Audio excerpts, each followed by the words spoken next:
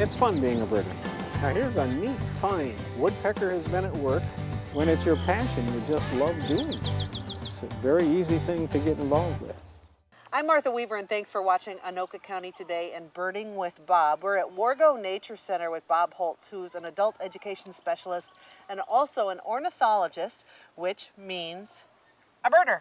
A birder. A bird expert. Birding with Bob, so to speak. So it's a beautiful, beautiful summer day, but we want to talk about fall migration because really it begins shortly, doesn't it? For some of the Especially with the birds. birding calendar. Actually, I should talk first about how we birders look at the seasons. Your seasons are different than Right, yeah. than Spring doesn't normal start people. on March 20 or 21. Spring starts March 1st Okay. and runs till the end of May. Okay. Summer is only June and July. The next 4 months, August through November, are the fall season. And then December, January, February is winter. Okay. The reason for that is, the short summer season is, when it's mid-July, we've got birds moving south already. You know, All right. and in the fall, the movement is much slower, more leisurely, as opposed to spring when there's that inbred hormonal drive to get to the breeding ground. Yeah. Pack up the car, honey. Let's go. Yeah. And in the fall, it's more leisurely. Not for every species, but for a lot of them. So we have 4 months in the fall, but only 2 in the summer, Okay. and for our seasons. So, Okay. This may seem like a really basic question, and it is, but why do they leave? Why do they go somewhere else? Were we not hospitable enough in a way? well, the area might not be. Yeah. Probably 2 basic reasons. One, mainly is that food supply is no longer available for a variety of reasons. Plus, the birds that live on water, if it's going to freeze up, that's going to be a limiting factor for them too. So it's basically Same reason we go south. food and the cold weather are the main reasons, yeah. Okay. Yeah. And where do they go? Do they all go to the same place? Are they all down in Naples? Or where are they? That varies too, Okay. because if you think about birds that nest in our Minnesota metropolitan area or farther north, some just slide down to southern Minnesota. Okay. Many go to maybe the middle of the United States. Okay. Others head for the southern states. Some end up in Mexico and Central America. And then there's that final group that goes way to South America. For example, we have bobolinks, not real common, but we have bobolinks on the outer fringes of the metro area. They live out in grassy areas. They go to Argentina for the winter. Okay. So It's a long trip. it's a long trip, yeah. How about some other examples, some specifics about birds that we see here and where they go? Can you talk about them? Okay, we'll take a duck, like a ringneck duck.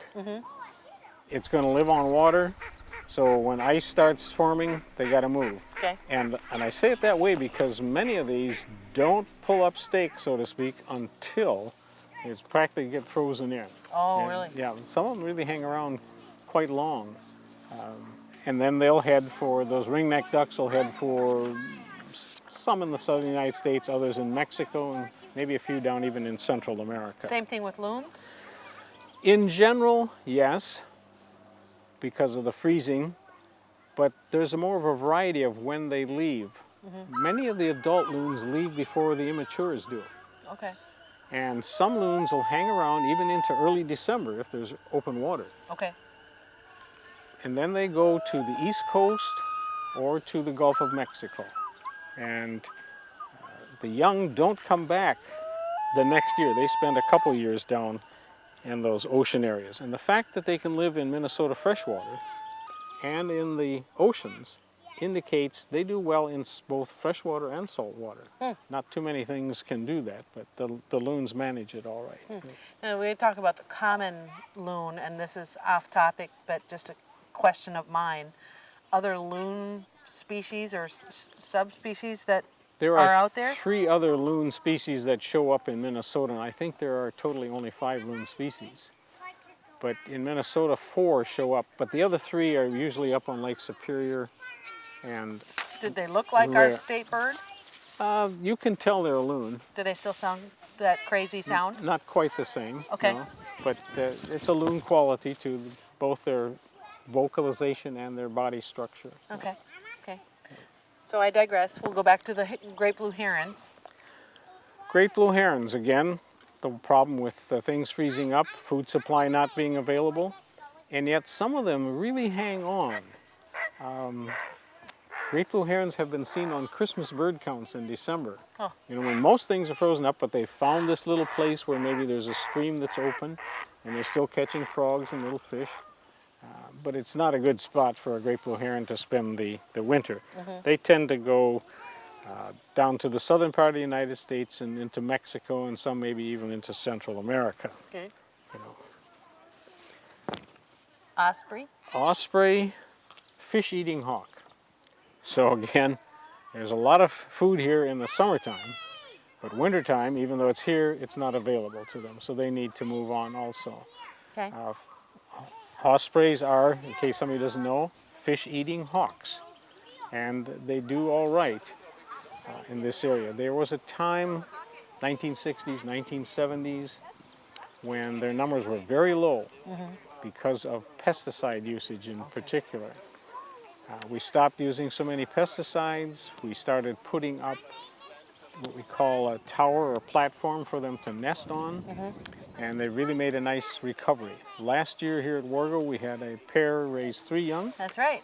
And this summer, we have a pair that built a nest on a light fixture in Roseville out on the softball fields. Ah! And they have 2 or 3 young up there Okay. right now that they're feeding. So they're doing all right. Okay. And the sandpipers, are those the ones that you see that really scurry Yes. along the And shoreline? there's quite a variety of those, but they don't nest here except for one called a spotted sandpiper. But I'm going to mention a different one called a pectoral sandpiper. Okay. They, like most of our sandpipers, go up to the tundra, Which is where? northern Canada and beyond, Okay. and nest, and are heading south already, probably by mid-July, All right. passing back through Minnesota. We don't get to see them much because they zip through heading for the breeding grounds, and they don't spend a lot of time in Minnesota either. I mean, are we talking when they stop on their way south? Are they staying here for a day or two, a week or so, or what does Different it depend on the species? It depends on the species. But some things make long flights in short amount of time. It's amazing. Other things, flyaways, spend a lot of time eating. Okay. You know, food supply may be still good. Plus, it takes a lot of energy to do these flights that they make. So it varies with species. I think that's just fascinating. The ruby-throated hummingbird. It's amazing what little hummingbirds do. Yeah. You know, it just kind of blows your mind when you think about it. The times in the past when we knew they went to Central America and pretty well figured they got across the Gulf of Mexico somehow, there were people who were convinced that they could not do that trip on their own. Okay. They must be getting a ride, they said, on the backs of geese or something, you know. That'd be quite a sight. Yeah, but we know that's not true. They can make that trip. But they depend on nectar, and so that's going to cause them to move on. And hummingbirds do really catch people's interest. We live in Roseville. It's not a prime spot for watching hummingbirds in the summer, Okay. but a few do nest there. And my wife's not a birder, but she likes hummingbirds. She has a feeder out Okay. of the kitchen window, and she watches almost daily to see if she can find some hummingbirds. Okay. And we do have a pair coming this year again. So, Fun. Fun. So they are moving south by later in the fall then? yeah, Almost they're by out of mid-October? here by mid-October in general. Occasionally you get late hummingbirds that are at people's feeders and beyond that. But there's not good luck with them surviving if they stay too long. Yeah. So, but they need to stop at different places and bulk up too, because to do that 500-mile trip across the Gulf, they're going to have to be fattened up. Yeah. It takes a lot of energy to do that non-stop. And one more. One more, it could be like the red-eyed vireo. Okay. Vireos are little insect-eating birds. They're shaped much like warblers, and they're a little bit bigger in general and have a little bit heavier duty bill. But being insect eaters, that means as insect life dies off in the fall, they got to be on the move or they're going to be starving. You know. And they're going to be heading down to the northern half of South America. You know, here's a little bird, 4 or 5 inches long, 6 maybe some, and they make this flight. And what we're talking about today here is the migration. What we haven't talked about is the navigation. How is it that they find these spots, you know, and go pretty much down there and come back to the same backyard next year? Maybe someday we can have a program on that, you know, because it's another fascinating aspect of bird life. Yeah, I keep thinking of the movie Fly Away Home when you say that, and how they navigated down south with that big flock of geese. It's amazing what they can do. Yep, it is. Well, thank you so much, Bob. Appreciate it very much. My pleasure. Birding with Bob here on Anoka County today. We're at Wargo Nature Center. Come out here and learn more.